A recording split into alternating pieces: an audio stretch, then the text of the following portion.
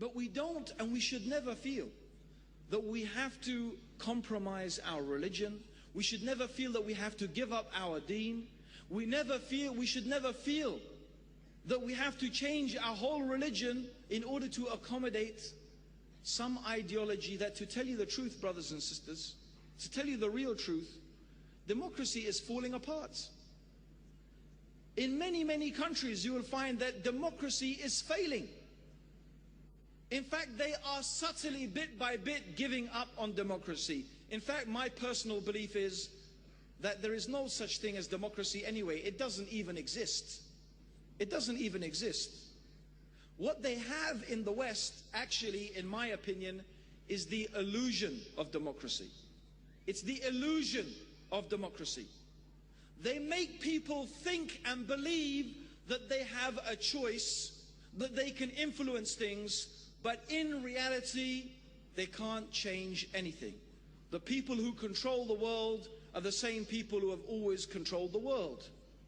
They are the big businesses, they are the multinational corporations, they are those few elite people who have the power and the money in their control, and the world runs according to the principles they want. They don't care whether you have girlfriends or boyfriends, whether you're a homosexual, whether you drink alcohol or take drugs. In fact, you know what? They're like that.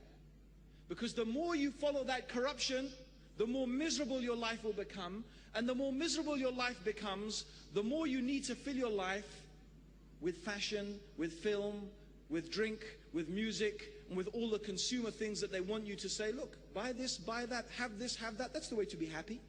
Miserable people consume.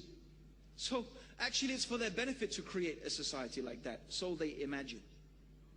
So I'm not really sure anyway that the so-called democracies even have democracy. And one of the things that highlights that for me is that in England recently, not only in England, but in Italy and all over Europe, they had massive demonstrations against the war in Iraq. In England, we had 2.5 million people gather together to protest this war. In Italy, it was 5 or 6 million. This is the biggest demonstrations there have ever been in history in Europe that we know about.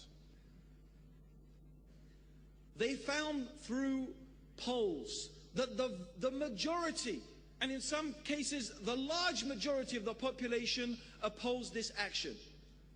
But they still went ahead and fought the war. What happened to the rule of the people, for the people, by the people? What happened to the people deciding what we should do and what we shouldn't do? And so we find in many countries that is the case. We find in many countries that is the case. I don't know much about Indian politics, but I suspect that a very small minority actually decides what happens in this country. In America, George Bush was not even democratically elected. He was appointed by the Supreme Court. In fact, he was in the process of losing the election. He was in the process of losing it, and they stopped the count, as it's very famous, what happened in Florida. And in fact, they manipulated the vote so that George Bush should win. What sort of democracy is this? So this is what we really find. That the famous saying goes, democracy is hypocrisy. And the reality is, when we look at these many of these so-called democratic countries, what do we find? Exactly that, hypocrisy. And I look forward to the day when Muslims will stop apologizing, stop being so apologetic, realize that they have the most beautiful deen that doesn't need any changing, it doesn't need adjusting. All we need to do is recapture the true spirit of Islam as it was practiced by the Prophet sallallahu alaihi wasallam. And then once again, brothers and sisters, once again, we will be a shining light and a guide for humanity to follow. But this is going to happen. This is only going to happen when you change your life.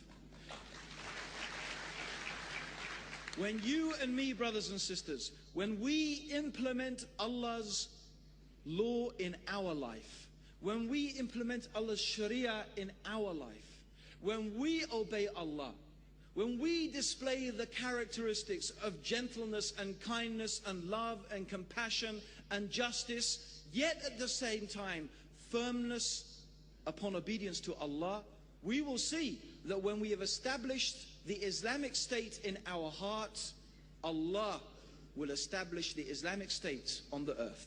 Allahumma salli ala Muhammadin wa ala alihi wa sahbihi.